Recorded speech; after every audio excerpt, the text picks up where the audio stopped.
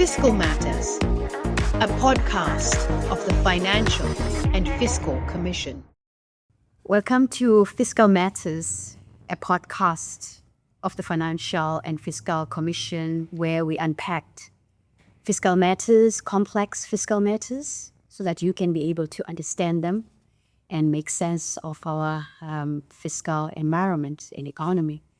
My name is Dr. Mbava. I'm the Chairperson of the Financial and Fiscal Commission, and I'm going to have a conversation with the research team of the Financial and Fiscal Commission, the FFC. We're going to do a deep dive, delving, unpack the medium-term budget policy statement.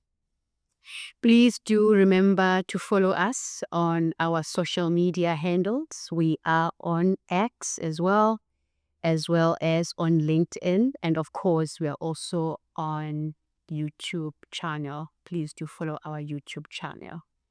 So we had the MTBPS, which is the medium-term budget policy statement, where the Minister of Finance presented the MTBPS. And as the FFC, we have a constitutional duty and mandate to comment and give our perspective, independent perspectives. And this research team did that a few days ago. And so we're going to just delve in and unpack some of what we said to Parliament and the issues that we raised. So maybe as a start, I'm going to start with Gianni, one of our researchers. Gianni, we went to Parliament and we talked about the fiscal framework. What is a fiscal framework for someone who doesn't even know what is a fiscal framework? So I think before we get to the budget allocations and where to put the money, it's very important to contextualize the economy, what's happening at the top level, before you can, even decide what is our policy, where do we want to target funding. So the fiscal framework will basically outline more of the macroeconomic trends that we see. So that obviously includes growth, limited growth, projected growth. It also looks at where's the government getting its money, the revenue, the difference of the taxes. So it's more of a broader overview of where are we economically, and also what are the risks, the fiscal risks. Yeah, that's also important to take into account when you then dig deeper in terms of what do we want to fund and so forth. And economic growth is quite important, obviously, as a country, because we want to grow our economy. But the ways of doing that are very complex. It's a big debate. For instance, now we have this big debate about inflation.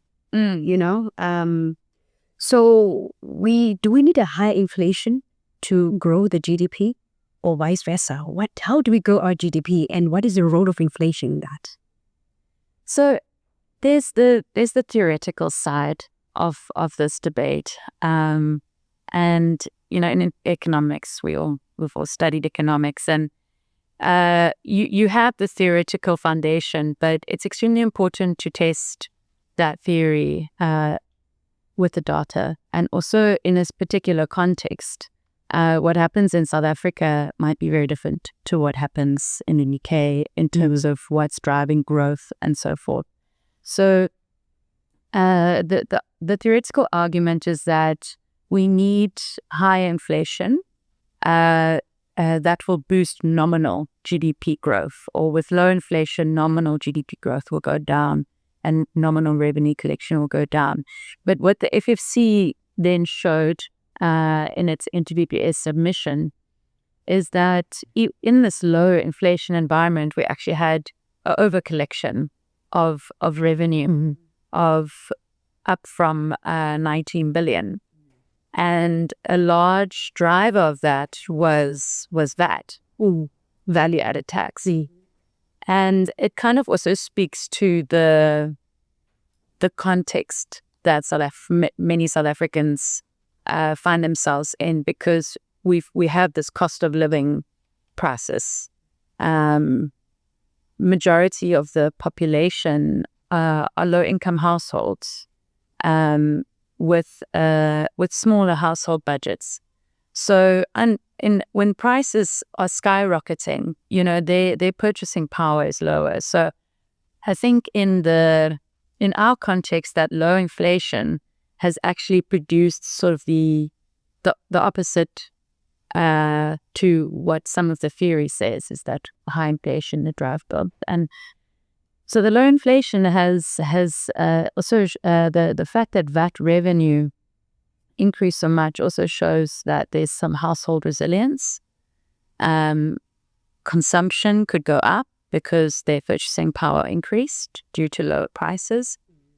And again, it's also important, we don't want growth that's only driven by high prices, and revenue that's only driven by the fact that things are expensive. We also want productive, real economic activity in the economy. And having more of that household budget, it stimulates the economy in a lot of real ways, other than just consumption, transport to work. It's in a lot of other ways it can support real economic activity as well. So now we saw yesterday that the governor of the Reserve Bank, the interest rate was dropped by 25 basis points. So it's a good thing then, for consumers. Yes, definitely. So the lower interest rate, essentially, it means that the cost of borrowing for you and I is cheaper. So it can encourage lending. It can encourage investment also, but it can encourage more lending, access to credit, access to finance. So that's the night. If we maintain prices low and have that stable or price stability at the macro level, then the interest rates can come down with that. Yes, yeah, absolutely. Under high inflation, what he saw is that the interest rate went up. Yeah, to try curb and try stabilize prices and inflation. So there is the risk that because the South African Reserve Bank has this lower inflation target now, that they could be more stringent in increasing interest rates more frequently. Yes, if they want to keep that, if inflation goes unchecked again. But I think the idea is that although there might be those short-term risks, over the long term, you manage to keep inflation low and interest rates low, it will have these it will be very beneficial for the average South African. So Fabrice, we from what Gianni was saying now is that, we had this windfall of tax revenue, and obviously there were some adjustments in the budget that were made. There were also some rollovers as well. So take us through some of the key highlights in terms of what was adjusted, what was rolled over, and maybe what is a rollover really. Yeah. And under it, because sometimes there's a misunderstanding of a rollover and under expenditure. What is the difference between that with these departments of GAR? No, sure. So I think maybe I'll start at the beginning in terms of the whole budget process, where when it comes to the adjustments. So in the beginning of the year, at the February budget, the Minister of Finance will table what is called the appropriation bill. So what that does, it basically outlines how much money each government department is asking for. So at that point, it's still a bill, so it has to go through a number of processes like debates in Parliament, stakeholder engagement before it can be finalized, and then the various departments get their money. So then come the MTBPS, it's basically taking stock and looking back and saying, okay, does a certain government department need more money? Does some of them need less money? And then within that, it includes, as you mentioned, things like you have to take into account rollovers, any unspent funds, or any unforeseeable expenditure that occurred. So that makes up the total that will be the adjusted for the various departments. So when we speak about rollover, it means that the department was not able to use that money within that specific period or the financial year. So that department then usually has to apply to National Treasury to say, okay, we weren't able to spend this money, but that money is committed towards something. So then, for instance, it can be any like a water project or a service delivery project. So they'll apply to a treasury and say, okay, can we keep this money and take it into the next financial year? So that is what a rollover is compared to unspent funds, which is basically, okay, they had this money, they weren't able to spend it within that period of time, and now it would have to then go back to National Treasury. So what we see in the adjustment budget is that there were very large amounts for rollovers, so it's 5.2 billion. And if you look closer within that 5.2 billion, there was about 1 billion that the Communication, Digital and Technologies department rolled over, and that was due to delays in an ICT project. And then also the water and sanitation also rolled over quite a large amount, just over 3 billion, and that was related to a water infrastructure project in KwaZulu-Natal. So those rollovers signify that, okay, the department has experienced some sort of challenges when it comes to project planning and project execution, which then highlights the need to look at how to address those things. So you can go look at things like strengthening the procurement process around projects. It can be stronger contract enforcement, and also what the FFC has always highlighted and long advocated for is there needs to be a better link between the spending performance of the government department and then the allocations that they did. So as a way to say, okay, if department is rolling over significant amounts or unable to spend significant amounts, then their allocation should be adjusted in line with that spending performance. So I think that's a good oversight mechanism, and of course other role players such as Parliament have a role to play in ensuring that government departments are held to account when it comes to these large amounts, because at the end of the day they do impact social delivery. So you mentioned that water and sanitation, it had a lot of rollovers. That means that there are municipalities and are provinces who are relying on these amounts of money to implement. So what does that mean now in terms of service delivery? We know that in many municipalities and provinces, there are people are protesting because there's no water. So if government departments then are not efficient in actually spending this money to ensure service delivery, what does it mean then for the men on the street, on the ground? So basically means service delivery backlogs. So we've seen this across the country. So if, for this instance, KZN, there was infrastructure projects that's supposed to take place. You have this rollover because certain challenges have been experienced in getting this project off the ground and executed in a timely manner. So that cascades down into meaning that at the end of the day, this impacts the water supply and the water delivery at the local government level, and creates a situation where there's water and sanitation backlogs at the local government level.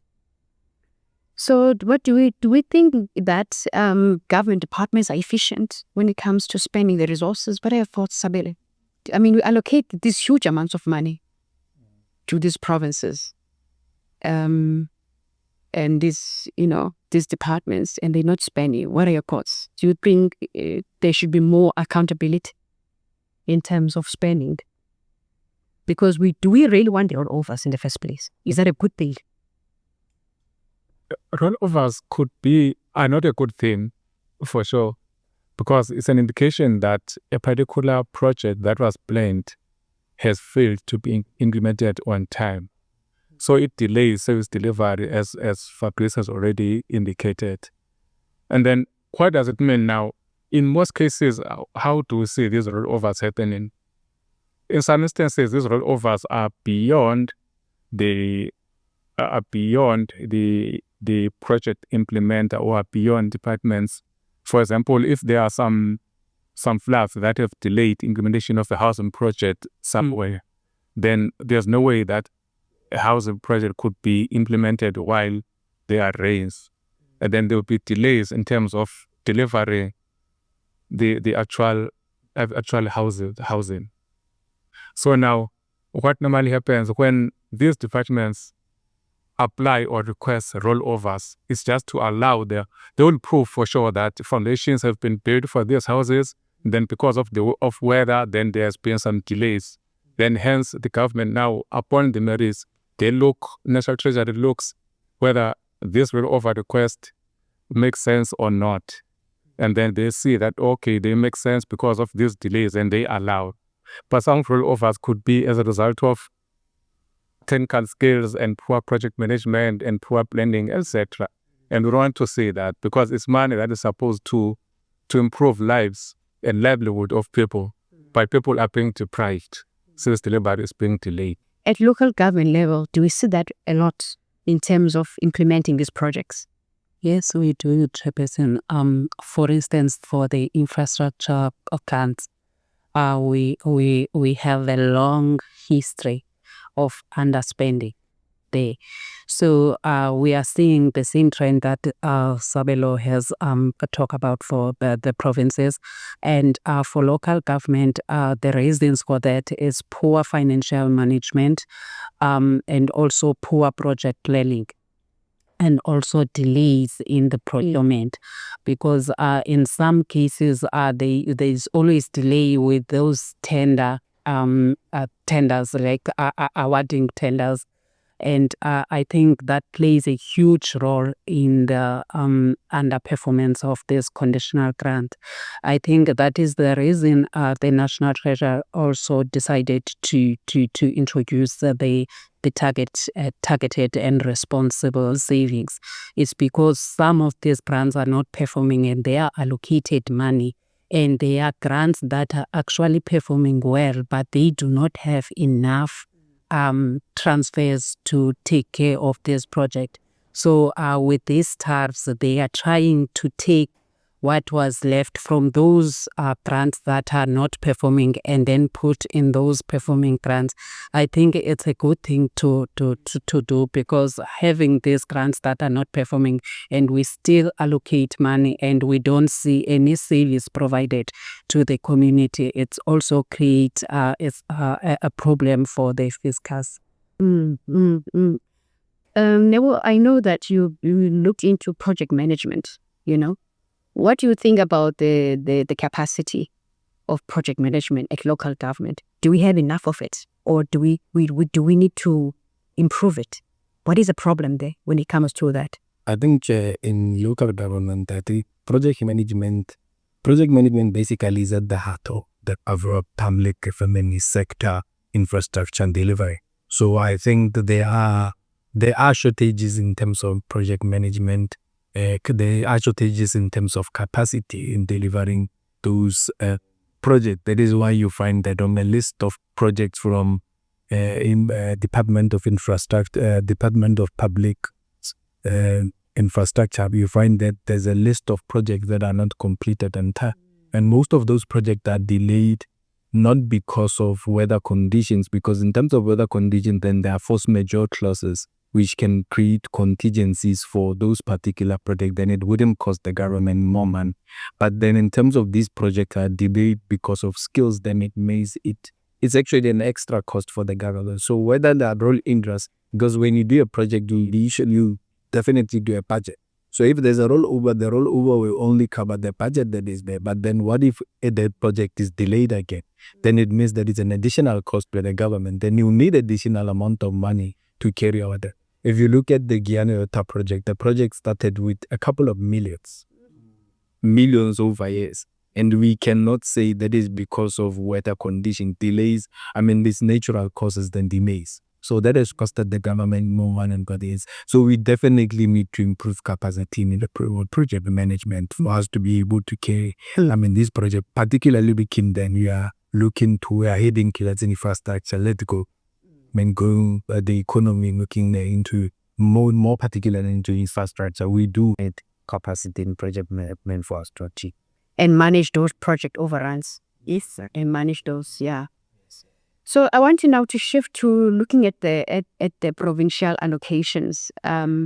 So with this additional revenue that we've received, Sabelo, is there any changes that were made with regards to the allocations to the provinces? Are the provinces getting more money? But before we even get there, what is the role of provinces? What are their service delivery mandates? Yes.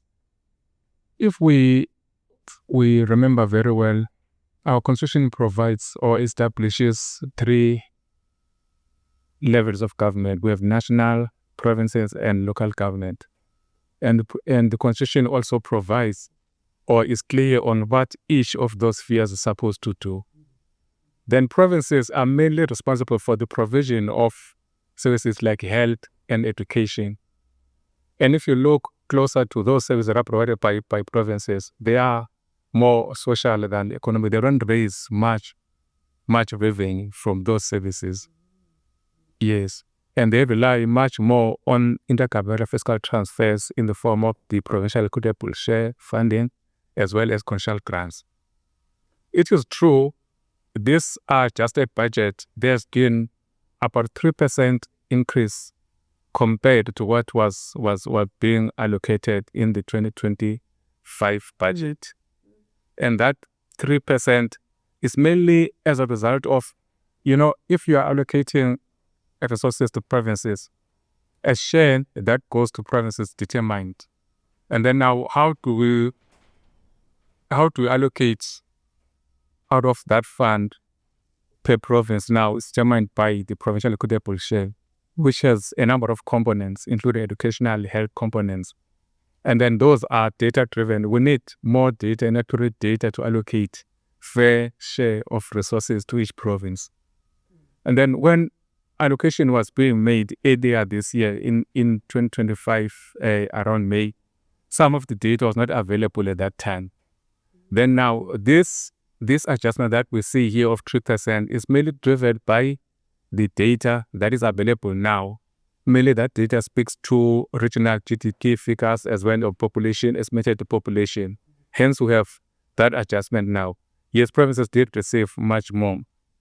And the other additional adjustment that we've seen here is it relates to some constitutional class. Okay. Which is mainly allocated for disasters that we've seen in the KZN and the Eastern Cape. And those additional adjustments have been made through the Health Facility Revitalization Grant, through the Provincial Roads Infrastructure Grant, and then Maintenance Grant, and then again through the Education Infrastructure Grant. Those adjustments that we've seen now in this revised budget. Surprisingly so, it's a major cut that we've seen with respect to the school infrastructure backlog grant. And it has been reduced by 21% if you look at it. And then this grant is very, very important because it addresses a number of issues, particularly in rural areas, challenges like your inappropriate school infrastructure, that is your mud schools, your sanitation, your peddler trains that we see in schools in rural areas. It's surprising that this grant is being cut, and it will have negative impact with respect to delivery and improving and closing the gap now between the rural and urban, particularly at schools in these areas. Then if you even look deeper, you see that some provinces like rural provinces like Limpopo, this allocation has been reduced by 83%, meaning that only 17% of what was allocated earlier on would be available. Then that will for sure have negative impact on service delivery. So this school infrastructure backlog grant, is a very important grant because it deals with issues of, dealing with pit latrines and school infrastructure. But you say it's been reduced. Yes. So what are the reasons for it being reduced? Is it because it's not being spent, or it's not seen as important? So where has this money been redirected to now? Okay. It seems here that there's been a shift probably with respect to the priorities, because the money that was taken, shifted from this grant has been redirected to school workbooks, for example. So there's that shift here that has happened. So I think it's just the reprioritization, not to say the grant was performing well. There's been some challenges in the grant because this grant is an indirect grant. And in most instances, these indirect grants, they have their own challenges in terms of performance.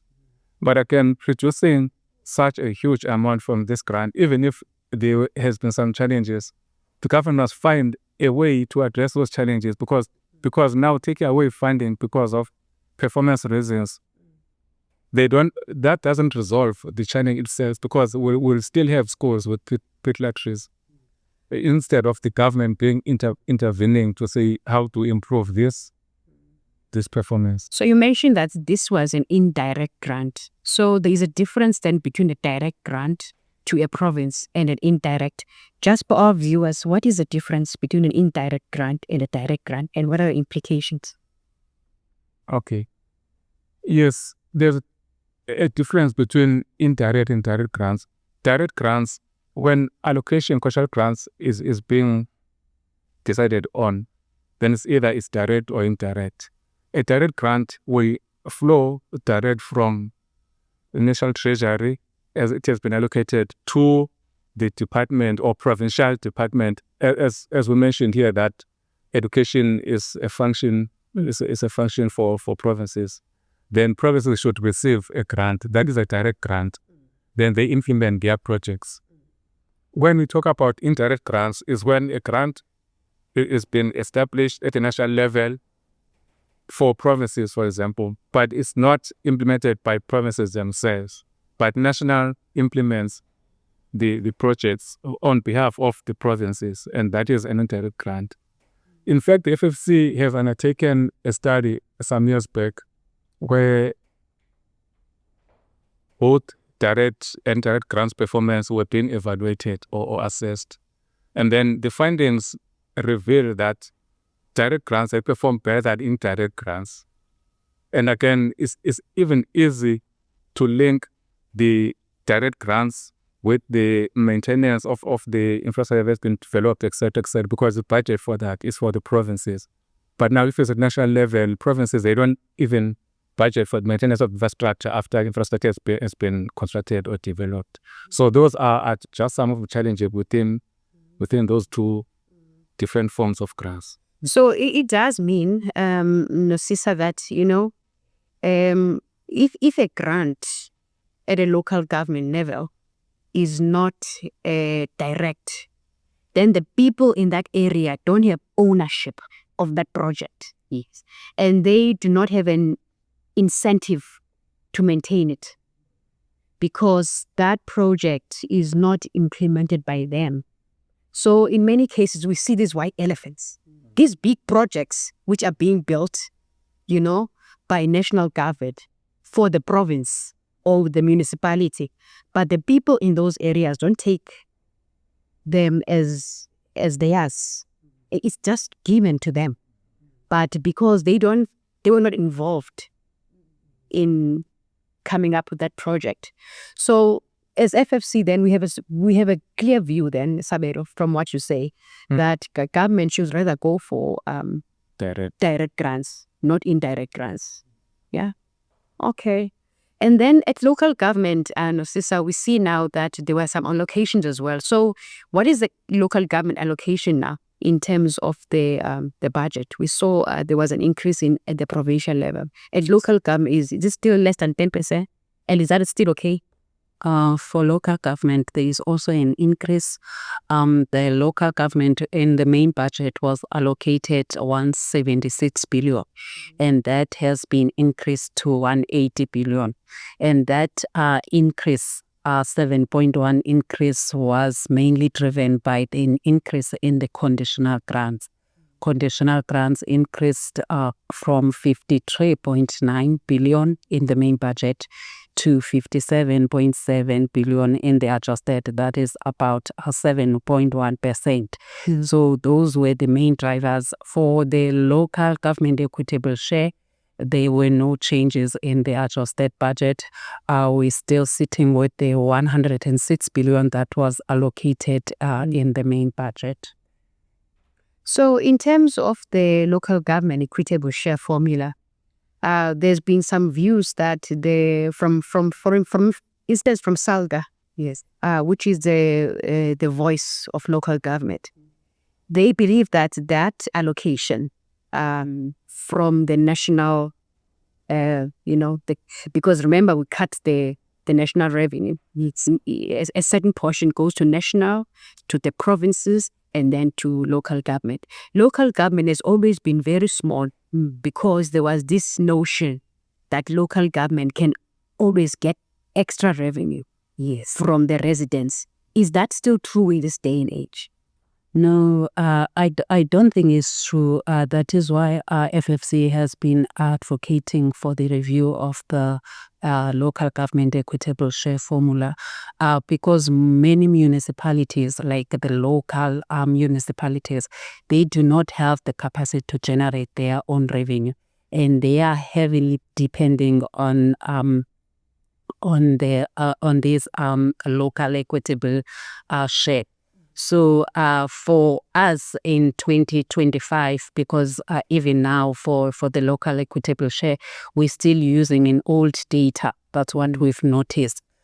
In old 2011 census data, that is what we're using for the demographic data. And also the release, there are delays in the release of the 2023 income and expenditure survey. And even though there are delays, there is also a possibility that the municipal level data is not in that income and expenditure data that has been delayed. And then that's also another reason that the National Treasury is delaying the review of the formula.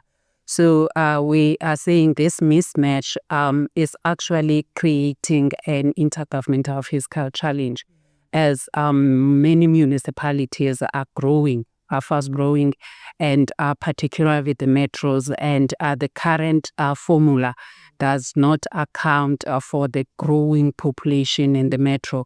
So we are advocating that the formula must be revised, and it must also take into account the current demographic and socio-economic trends, and also it must take into account the rising service costs and also the pressures of urbanization.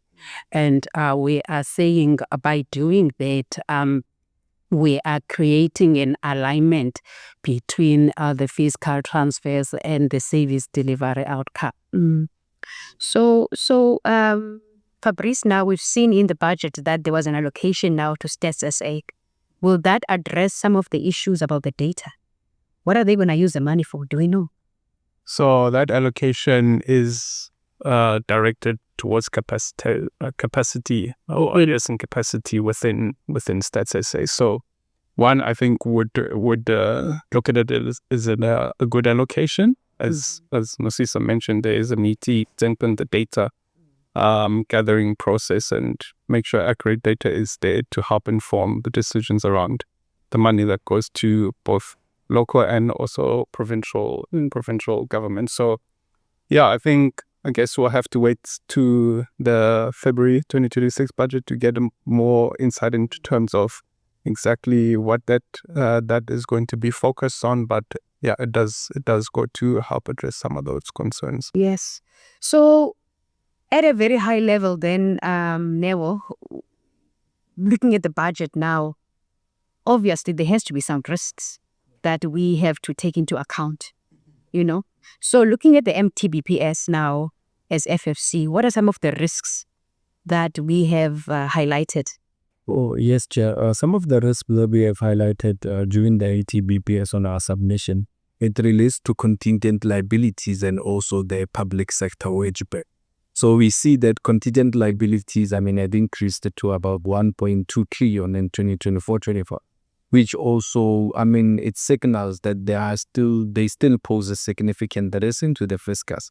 And we also see that the wage bill, continues to be the fastest growing component of government expenditure, accounting for about 36% of consolidated expenditure. So those are the two risks that we are identified and highlighted in the TPS. So when we say contingency liability, what do we mean exactly? What is a contingent liability? Also, contingent liabilities are potential debt obligations that the government takes on behalf of guaranteed entities. So when the government dies in debt, it will issue guarantees to entities like SOEs, and also those guarantees now can become a potential fiscal cost for the government, given that those entities default on their obligations on paying those guarantees. Yes, so the government will then take those obligations.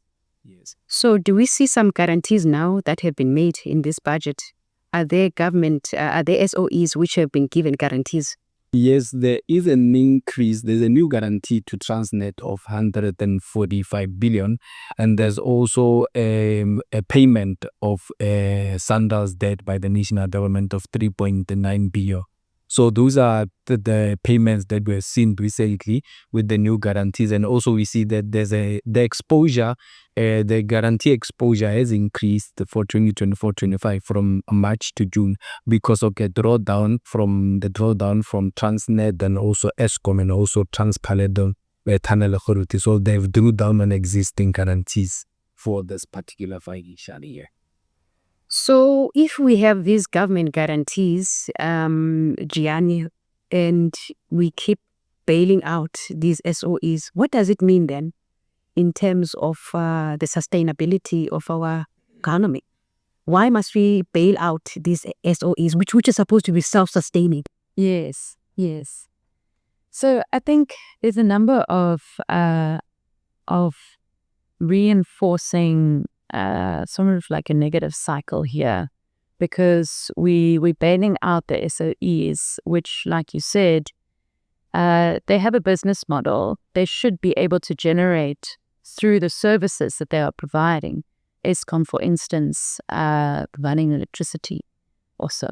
They become unsustainable. They become a huge risk to the fiscus because the government keeps having to bail them out. And now the problem with that is that he's diverting resources that could be used on health, on education, on assisting local government, on implementing.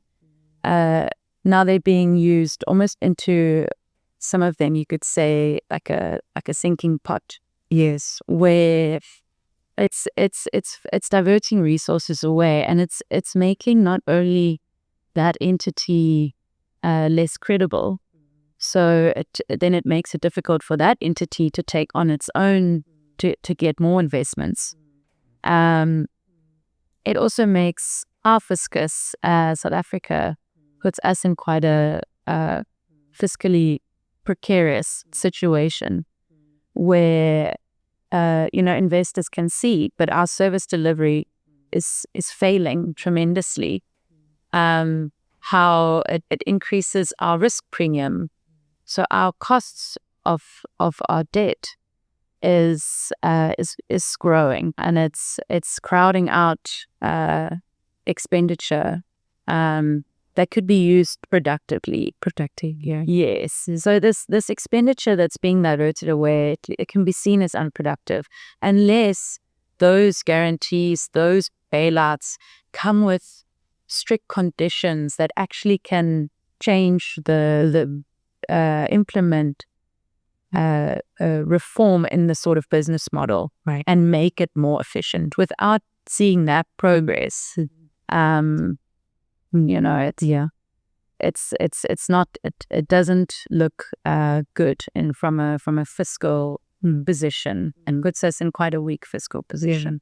So I want to bring in here Fabrice, because I know, Fabrice, you've done quite a lot of research on the real sector. So we know from what Neo is saying that there has been some guarantees now given to Transnet, right? So what does that mean now in terms of the sustainability of Transnet? We also know that now government is bringing in partners, to partner with Transnet.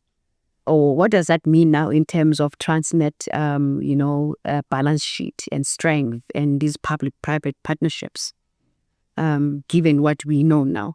Yeah. So I think if you look at it from a guarantee level, right, it's supposed to, when government does that and steps in, it's supposed to actually help the entity in a way to help draw investment into that entity, because if the government is saying, fine, we are there as a sort of a backup, then it can help them find it easier to get money. And also, I guess, address some of those concerns that Gianni was raising and were raised about continuous bailouts to the entities.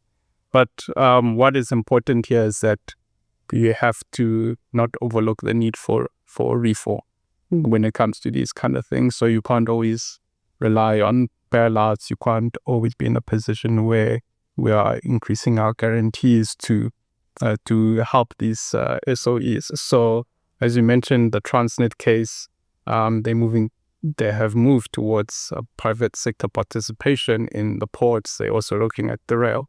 And that's, I think, in a way is beneficial, because at the end of the day, you want to improve productivity and help stimulate economic activity. And one of the ways that reform ways is to help see what the private sector can bring in to help address some of the challenges that are being experienced by the SOEs. But it's not always about bringing in the private sector. You also have to look at the entity themselves. As Gianni mentioned, the mandate. What is the mandate? Is it fulfilling that mandate?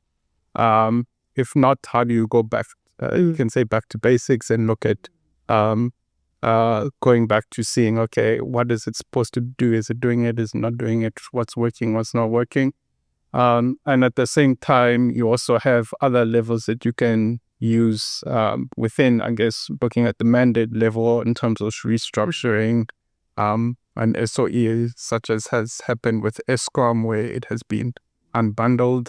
And yeah, I think at the end of the day, it's just about sustainability. That's what's needed with these SOEs. So reform is important. Looking at getting private sector expertise is another way. So yeah, I think if we can get that right, then it's important for things like social service delivery, stimulating economic growth. No, thanks about that. So let's just zoom in again, Neo, on what you mentioned earlier. You mentioned something about the public sector wage bill being a huge risk. Yes. Do you know? So we know that now in the MTBPS, there was some allocation made with regards to some early retirement incentive. What does that mean about our wage bill, our public sector? Is this saying that we have an aging population or aging workforce, or what does it mean?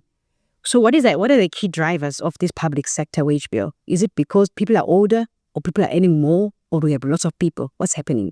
Oh, so I think what drive the public sector wage bill mainly is because of wage agreements and also adjustments, and also the uncontrolled headcount. So you notice that there's a lot of headcount within the public sector, and also there are multiple wage agreements. So also those wage agreements also poses a strain on the fiscus over the years. They become a pressing component within the fiscus over the years. So what we note here is that in the public sector, wage bill will continue to grow over the years, because there was also a new wage agreement between the 2025 up to 2027-28. So those are the two things that drive the public sector wage bill. The early retirement program is just for the public, it's just for the government to say that we are rejuvenating the public service, however, also managing the public sector wage bill.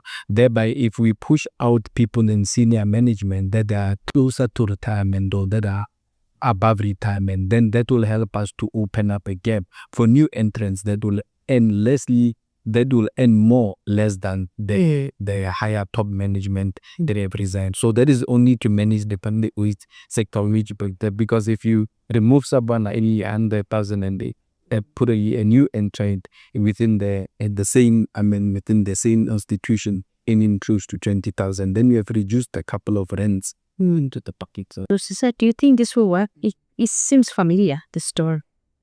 Didn't we have this sort of incentive before? We had it in the previous years, Chairperson, and I think what is nice about this is because the departments are given power to select or to approve, because there is a long process that you need to follow. You cannot just expect because you are 60, the department will release you. There are a lot of things that the departments needs to take into account, like you will be living with the institutional knowledge, even though they will be decreasing the wage bill, but they will be using a special skill that was helping the department to perform. So they look at those factors before they approve your application. So it happened in the past, and apparently most of the people were eager to take this opportunity, but because they have to run it within their own departments, so they select according to their needs. That's how they do the selection. They select according to their needs, whether it will benefit them or not. So yeah. So Sabelo, do you think we're going to lose skills in the public sector that are important if we just let these people go and just give them packages? Yes, Chairperson, definitely we will, if we will just allowing these employees to raise up their hands to say, yes, I want to leave. But now with the context that NSSI has put to say there's a rigorous process that should be undertaken before they say they release this person, they must make sure that they won't lose critical skills. And then while they are, I'm sure there should be a plan. I'm sure government should have a plan in departments to say, while they are saying no to this guy who wants to leave now because it's close to retirement, but there must be someone who would work closer with that person so that he could be groomed to take over should that person leave. But I think the government did it correctly to say, let not people just leave because they want to, but there must be that process to ensure that there won't be any service delivery, there won't be any skills that are lost, there won't be any service delivery disruptions, because some of these guys have worked in these departments for a longer time. We have scarce skills that could just be vanished tomorrow. Then this is a good process, I think.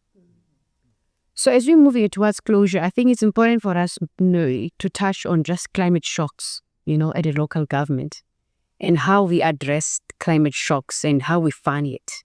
I know, Fabrice, in the appropriation bill, there were some allocations to some of these provinces. Which provinces were given more money for climate disaster? Yeah, so on the whole, if we look at the adjustment bill, it was just over 950 million alone that was categorized as unforeseen or unavoidable expenditure that goes towards infrastructure repairs caused by natural disasters, and that's in provinces like Eastern Cape, where significant damage was done, and I think it was mentioned around the school infrastructure. So I think that really points to the fact that it's becoming more pressing or more urgent, the fact that these climate risks are becoming now more frequent, but we don't look ahead, or right now it's more of a reactive approach. So we can see it like in the adjustment bill, you make these adjustments to take into account the fact that you're going to have to repair this infrastructure. So it's more about, okay, how can we actually become more proactive in addressing such concerns within the budget, in looking at integrating these climate shocks or climate risks in the budget process. So at the provincial and local government level, the funds are there, already maybe pre-allocated to ensure that these things are basically the needs are met around climate. So at a local government level, Nosisa, I know they are reviewing the white paper on local government. Are they talking about this climate change and how it can be factored into the formula? Yes. In one of the themes that was highlighted in the local government sphere as the pressing issue is the issue of the climate change. However, Chairperson, I don't want to say that there's something that I've seen that they are putting in place in that in that regard.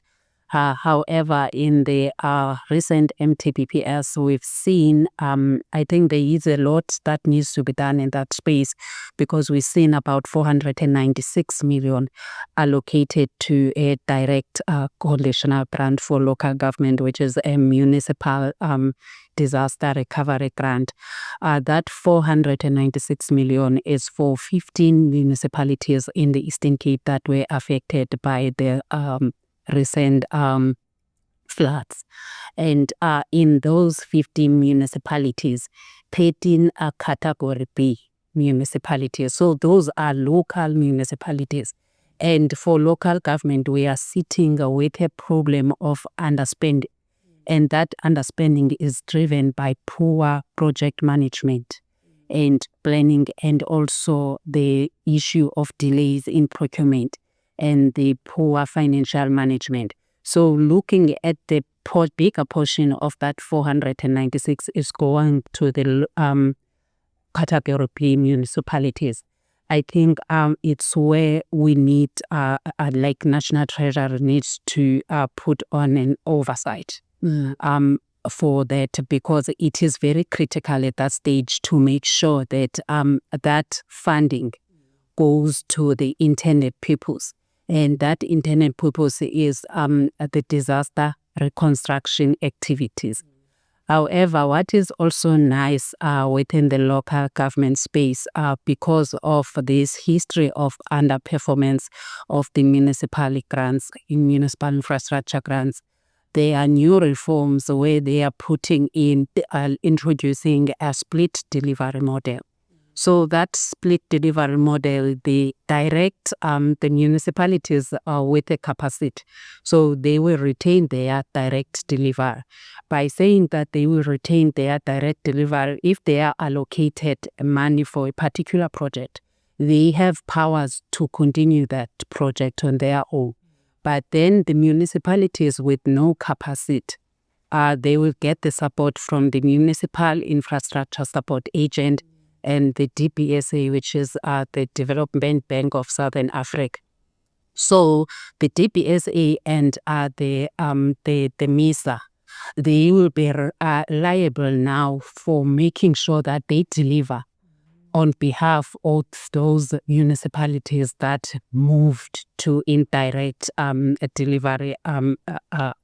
And so that is why as FFC, in our submission for the 2025 MTBPS, we advocating that National Treasury and COGTA, they must make sure that they establish a clear criteria for municipality requiring this indirect delivery, and also implement a performance-based mechanism to track the progress of these municipalities that have been moved to that indirect delivery.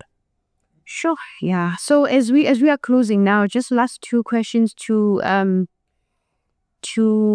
Neo and then to Gianni, and then we end this session. So Gianni, just think about the fact that what is a fiscal credible path that we have recommended to Parliament whilst I ask Neville to just tell us maybe what some of the Commission's recommendation on what we propose to reduce these fiscal risks. Thanks, Charles. So some of the recommendations that we made is we emphasize on reforms, and these reforms should be a combination of financial discipline and also structural improvements in the governance of SOEs. So basically, we call for transparent and credible restructuring plans of these SOEs. As my colleagues have said, that the restructuring, so basically we emphasize on evaluating these SOEs operating models and also streamlining operations by disclosing their non-core assets. So this will basically help us reduce the likelihood of bailout and also restoring the investor confidence. So secondly, with regards to the wage bill, we commend the continuation of the implementation of the any return and program, because we are of the view that this will also moderate the wage bill expenditure and also while also rejuvenating the public service. So we also know that this have implications on the local government and provincial this had implications of the provincial government and also on the local government, because it frees up. This will also help free up space in the national budget. This will ensure that there can be more transparent conditional grants and also local infrastructure investment, where we see then most service delivery pressures are faced. Yes, I think that's a letter recommendation to be reached. So if we do that, Gianni, will that lead to a fiscally credible trajectory? It will definitely assist. I think before even highlighting the recommendations of the Commission, just to contextualize the various things that the Commission looked at in the MTBPS that are pressing needs that we need to address to get to this fiscally more sustainable part. There's obviously, we've mentioned the debt service costs that are crowding out expenditure. There's the debt redemption profile, basically debt that's maturing, debt that's come to its end of its lifetime that is due, and all of these factors. What the FFC shown in the MTBPS submission is that you have an opportunity now with low inflation to utilize this. Also, if you look at the bond yield versus GDP growth, seeing that diverge is quite alarming if we see that over the long term, especially we're looking at longer term 10 to 15 year ones. The reason why is because it's a signal that GDP growth is not keeping up with our interest payments. You could look at it that way. It raises insolvency risks, where we're getting the income, we're not getting enough income basically, if that sort of pattern keeps diverging. And recently we saw the bond yield decline. So the low inflation, more macro price stabilization, and these are some of the conditions that now the FFC is saying in this environment we need a proactive approach to manage debt service costs in particular.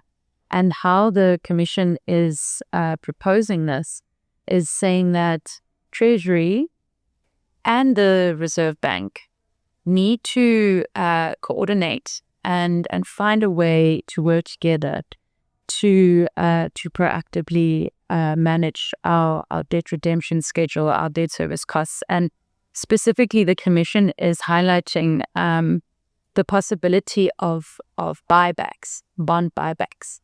And simply what this means is that the government buys back a high interest bond, a bond that's debt costs are high, buys that back and issues a new bond at a negotiated lower interest rate. So if if it does this, it can reduce the cost of its debt that's currently so high and diverging resources away. I think that's the one of the main things is also that the FFC is highlighting that this isn't gonna just happen by itself. The interest rates cost of our debt isn't just going to automatically decrease, and the government needs to be proactive about it. And it can also have this positive reinforcing cycle where if the government can get these lower rates and find a way to push down its debt service costs, it immediately makes it look more credible. It makes it look as if it's taking the debt stabilization and fiscal sustainability more seriously, which again can decreases solvency risks. And it sort of signals also that it can give us greater bargaining power, which can then also sort of further sort us in a more credible position. Yes, yeah, absolutely. So we've seen also that we've had now a credit rating review, which is positive. So it does look like as South Africa, we are moving forward into a stable fiscal space, but there are risks there which we've highlighted as FFC. And also it means that as local government as well, we need to deliver to our people and make sure that these rollovers that are happening every year, they reach the departments. The departments make sure these rollover reach their provinces, and the provinces are able to deliver the services. Also means that as well that the fiscal risks, they remain there, but we can manage them proactively, as Gianni has just said. For more of our insights and our recommendations, please do visit our website, www.ffc.co.za. We are also available on social media, and also to follow this discussion, please tune in on our YouTube channel. Until next time, thank you so much. Fiscal Matters, a podcast of the Financial and Fiscal Commission.